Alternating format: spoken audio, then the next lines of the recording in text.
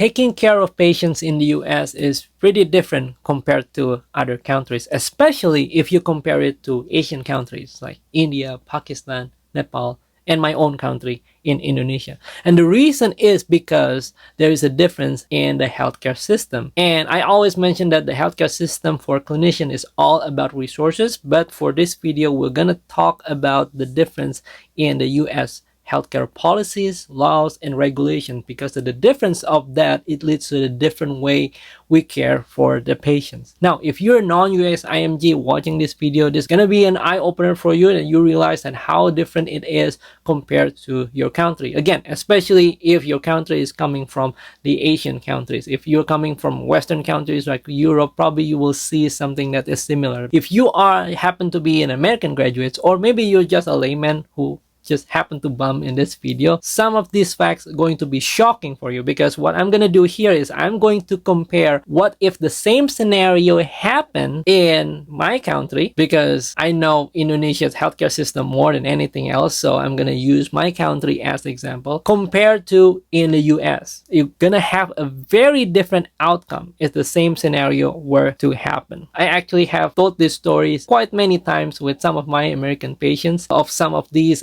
patient scenario, situations. It's not like I'm actually discussing about the patient case or anything, but it's just a scenario, a situation, a circumstances that happen, and most of them are shocked. They didn't know that that actually happened in the other countries. And a lot of people saying that the US healthcare system is broken, it's not good, etc. Well, let me tell you, you have seen nothing yet.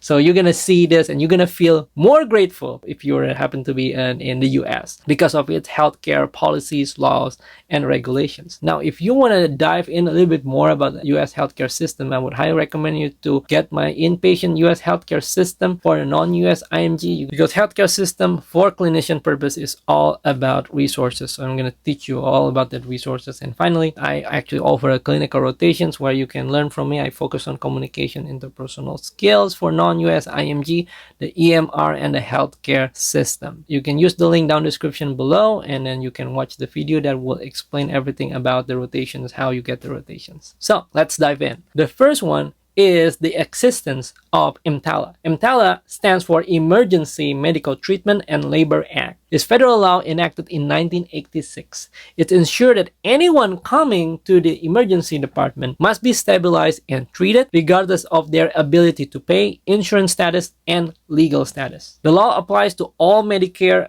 participating hospitals with emergency departments, but indirectly affects almost all hospitals. Now, if you study USMLE, you will actually bump and learn EMTALA because it's just part of the curriculum in the behavioral science subject. But here, I'm going to focus on the reality, meaning that the fact that this rule, the federal law exists, what are the reality that happened during patient care? And the first reality is the fact that the EMTALA prevents patient dumping. What is patient dumping? It's not patient dumpling, but patient dumping. In order for me to explain about patient dumping, the best way is actually to give you a scenario. It's a real life scenario that actually happened. And again, I'm going to use a real life example that happened in my country because I know my country's healthcare system best, second to the US healthcare system right now. It might be quite similar in other countries like Pakistan, India, Nepal, and you can tell me if that's true or not. So here is what happened. One of my family had a stroke, went to the emergency room. Unfortunately, the ambulance came 2 hours later because of a very bad traffic. That is one downside of the healthcare system, but it's not only the healthcare system, it's just a mess. Then went to the emergency room, assessed, and at that time, unfortunately, it was the COVID era. It was around 2020, so it's the start of all this COVID pandemic thing. He got a CT scan of the lung, and then it showed that there is some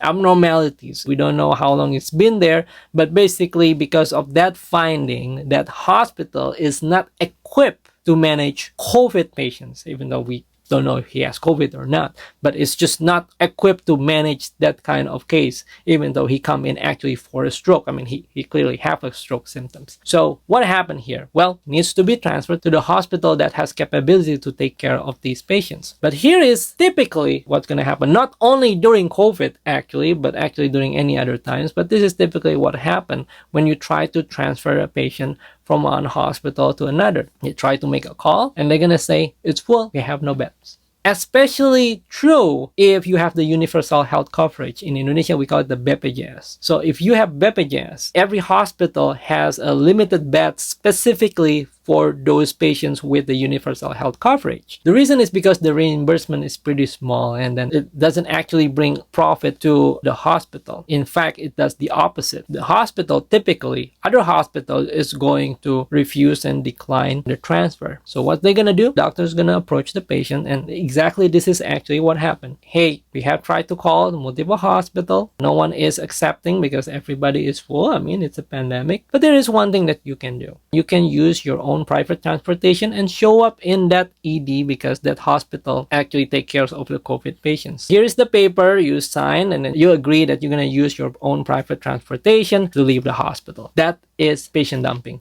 And that's actually what happened. He finally has to sign all those and then leave and use the private car transportations by having an active stroke and go to the other hospital, show up in the emergency room so they can take you. Because when you transfer, there's just no beds. What if the same scenario were to happen in the US? This is when we have what happened. And this is real case, by the way. So I have the patient who has a past medical history on eye-free drug use. Long story short, she has epidural abscess. And my hospital does not have neurosurgeon service. She needs neurosurgery. We tried to make attempts to call to a nearby hospital. Unfortunately, the beds are full. What are we going to do? Well, in Indonesia, we're going to say to the patient exactly what I said a minute ago. You can just use your private transportation, having an epidural abscess and septic there, to go to the other emergency room because we don't have the neurosurgeon capability here. And then so they are forced to take you if you show up in the emergency room. Can't do that in the US because of the EMTALA rule. You cannot transfer patient if they are not stable. You have to ensure safe transportations. So we keep them. We keep this patient. We keep her in the hospital on the floor. Give IV antibiotics, give opiates to relieve the pain. Whatever you can do, you do it. And then every day, and I remember I make the attempts to call and then try to transfer the patient to a nearby hospital. They're going to say, oh, it's still full. We're still waiting. Oh, it's still full. But we just keep doing that. You don't dump the patient. You keep the patient, keep taking care of her. If she passes away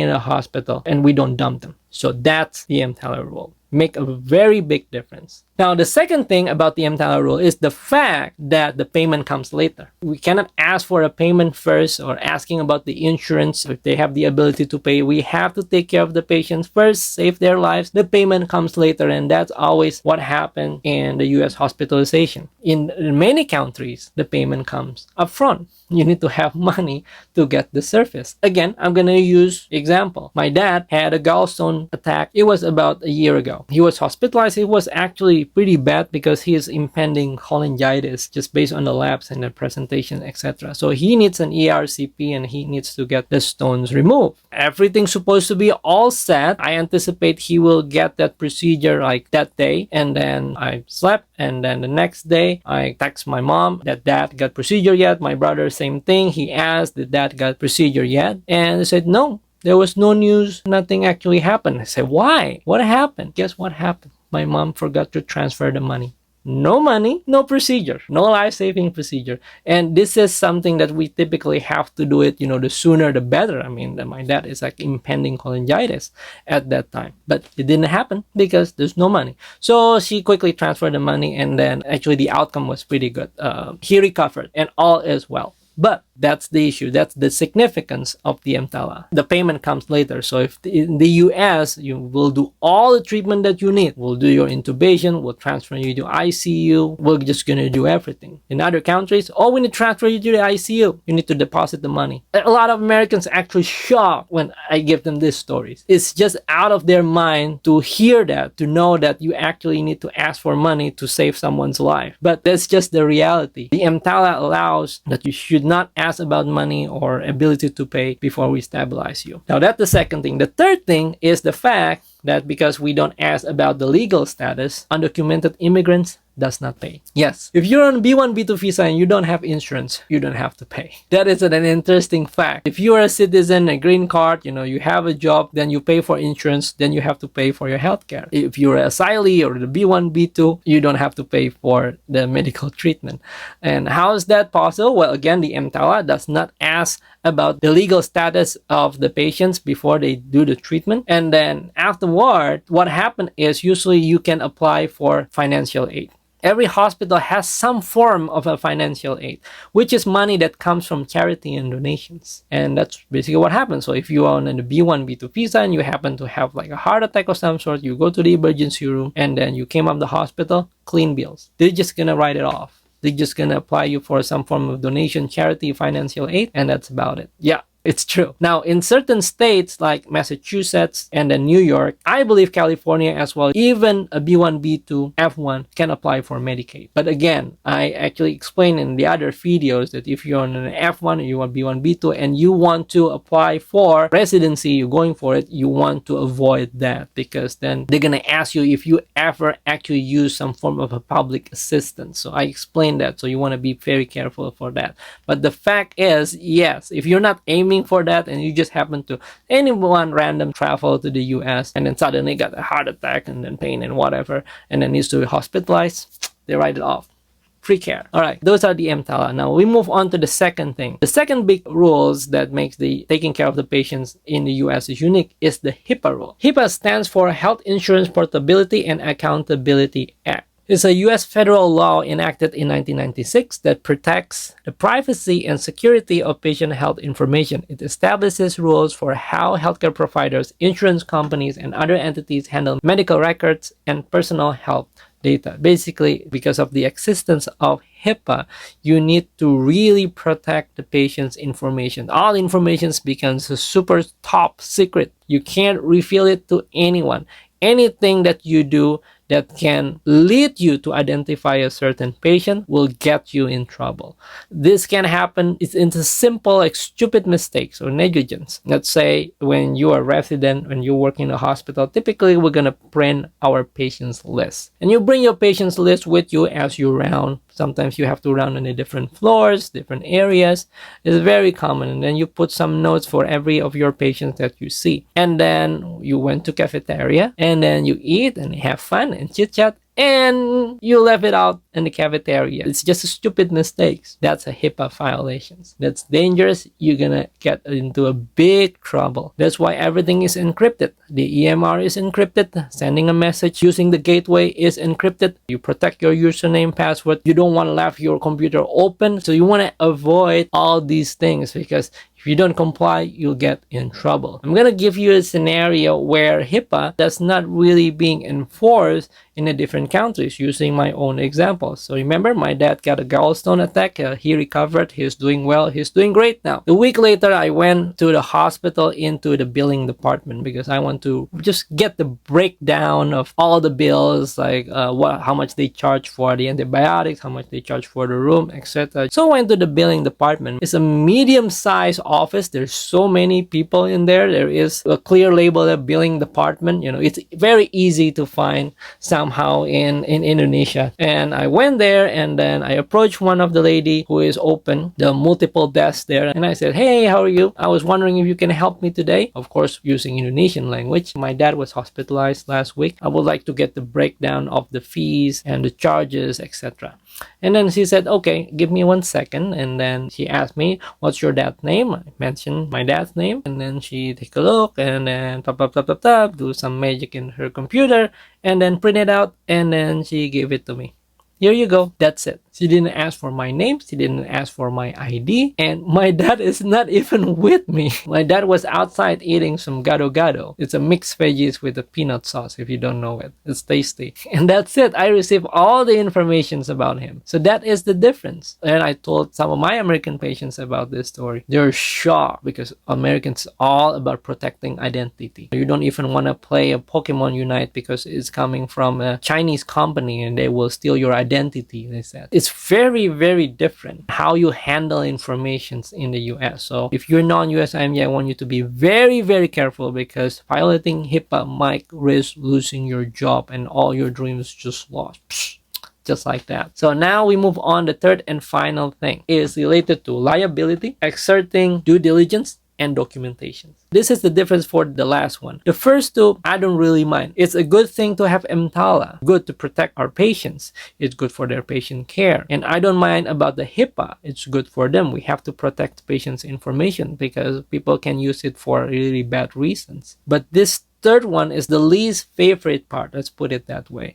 of the US healthcare system: the liability, exerting due diligence, and documentations. Here is the fact that you need to know. The US is one of the most litigious legal systems in the world, meaning that people and companies can be sued easily for damage if they are found responsible for anything like negligence or malpractice. That's why in the US we have insurance for everything. We have malpractice insurance, we have insurance for a home, we have insurance for the car, we have insurance for the money that I put in the stock market. That all these companies like Fidelity, Vanguard, they're FDIC insured.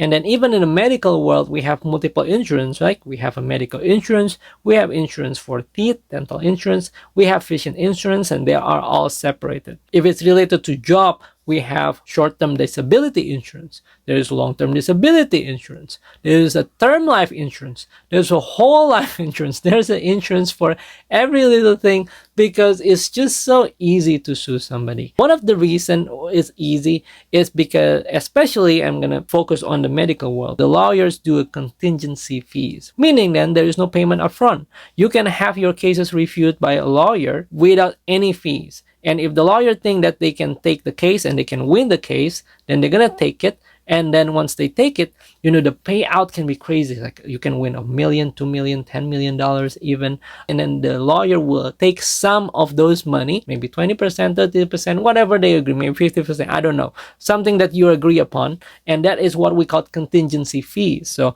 you got the payment contingent, you win the case. So that's how the law works, and because of that, it's just so easy to sue somebody, and then we all become scared. Like we are doctors become scared. We feel like everything is liable for us. You know, if you make a certain mistake, people can just sue you out for, if they don't happy with you, they probably just sue you for whatever they want. And that leads to a defensive medicine. So you're probably very familiar about this.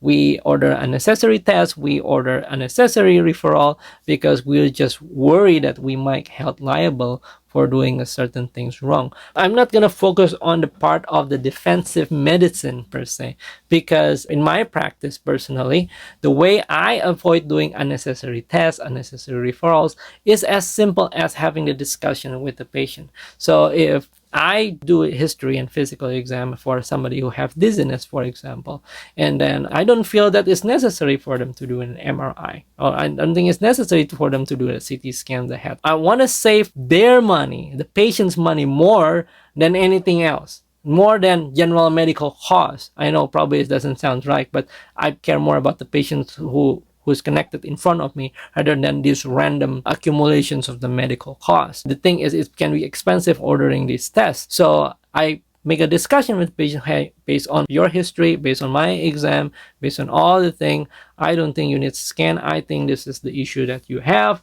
And then we'll see the reaction of the patient. If they're satisfied, they're happy with not doing the scan of the head, they're comfortable with it, and we're good. I don't have to reorder and keep ordering the test. So I usually solve defensive medicine that way. Just discuss it with the patients, and I usually have a good success with that. The part that I want to discuss is not the defensive medicines. The part that I want to discuss is liability that leads to extreme due diligence in the US healthcare system. Now I'm going to give you an example here. This is one of my patients as well. This patient has a very high PSA. He was doing well, overall looked healthy even though he smokes, but he has a very high PSA. It's very likely that he has prostate cancer. I mean, he hasn't had any biopsy yet, but the PSA is just pretty high. There are a couple ways to notify the patient about the elevated PSA. One, you can send a secured message through the gateway. Every healthcare system typically have what we call the patient gateway, which is an encrypted, secured messaging system that we can send directly to the patient. So we can do that. But then, this is a very important test. Very important and actually significant result. So if you send it through the gateway and the patient just happen that they don't read it, imagine you say that, hey, you have an elevated PSA. I would like to refer you to urology, something like that. And then they don't read it. And then a year later, they got metastatic prostate cancer because they didn't read this a single message that you sent. You're held liable. Maybe it's better to call. So we made a call, didn't pick up the phone. Let's say you don't do anything after that. And you put the documentation, I made a call, and then he didn't pick up about the PSA. Put the referral. And then he did not pick up the call from the urology either. A year later, patient got prostate cancer, and then they complain about not receiving the PSA results. And then what documentations you have? One call. And probably one other call from urology. Is that enough? Have you done your real due diligence? You can still be held liable. And so maybe not just call. Maybe we need to leave a voice message as well. You leave a voicemail, the patients never open or listen to the voicemail. Still not enough due diligence. What else can we do? Send a mail. Send a physical letter, physical mail. Maybe patient moved to somewhere else and then the physical address is not correct. Patient still does not receive it. Have we done our due diligence yet? I think for a lot of people, we have done like really well. Well, did you only send one letter? Did you only make one call? Did you not make call maybe every other week? Every day, every couple hours, leave multiple message. Have you reached the other contact person? Maybe his spouse, partners, son, whatever that is available in the EMR. There's still a couple of things that you probably need to do to exert your due diligence because you worry you might be liable for it. Let's move the story on. Actually, in fact, I finally reached the patient and let him know that his PSA is very high and I would like him to be seen by a urology. And guess what he said? Oh, I'm fine, doctor. I'm truly fine. I don't think I need that. And then at that point, can you document that I called the patient, notify the PSA result, and the patient refused urology? No, you haven't exerted your due diligence yet. Did you explain about the risk of having a prostate cancer? Did you explain about what prostate is? Probably he doesn't understand what prostate is. So you need to do all of those and document it. Let's say you did all of those. Let's say you explain about what is prostate, what is PSA, why he has increased risk of prostate cancer, why he needs to see urology. So you explain all of that, and I did, and he still say no. Then you need to ensure close follow-up in case he changed his mind. Maybe in a month from now, maybe 2 months from now, kind of like close follow-up. So you schedule the close follow-up, and then he did not show up. He showed up a year later, and then a year later, he said that he was doing fine. And then again, because I managed to finally get to the face-to-face visit, I re-explain again to exert my due diligence, explain all these things. Guess what? He finally managed to see urology. In urology, he was explained that he needs to do the prostate biopsy, etc.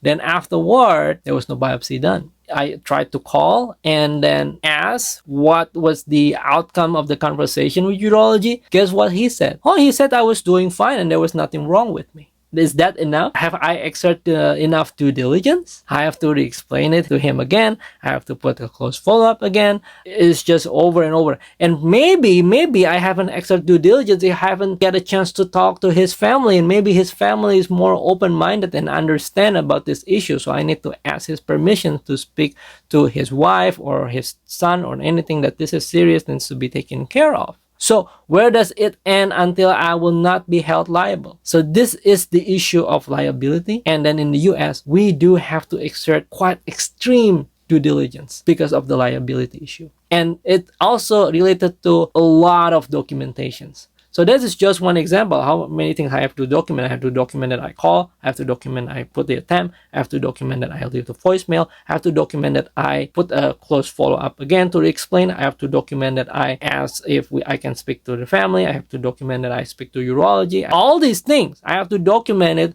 to make sure that I'm not held liable. In other countries, maybe after a couple of attempts, you know what? If you don't want to advocate for yourself, I'm not going to advocate for you. But here, you might held liable. And so we have to do all these things. Now, that is only just one example. The other examples, like imagine something like insulin. Don't want to take the insulin. Go to the DKA. Don't understand how to actually take insulin. Maybe feeling stubborn. And then we start to think, oh, what else? What are other things that we can do to help this patient? It's just never end because of the issue of liability. You need to exert a high due diligence and then documentations. There's going to be a lot of documentations. In the hospital, you're going to have the same thing. Patients are going to live against medical advice. Document that you have that conversation. Document you have the risk and benefit conversation. Document that the patient's actually able to make their own decision, that the patient is capable and understand the risk of leaving the hospital. The patient's got a rapid response. You have document that you assess the patient. You have document that you have called the family and then reported them. You have to document the decisions, whether the patient's okay for the intubations or blah blah blah blah, the DNR, DNI, etc. So you have to document everything. If it's not documented, it didn't happen. So those are the three things that how the patient care in the US is pretty different and unique compared to other countries. That's it for today. I'll see you again in the next video very soon.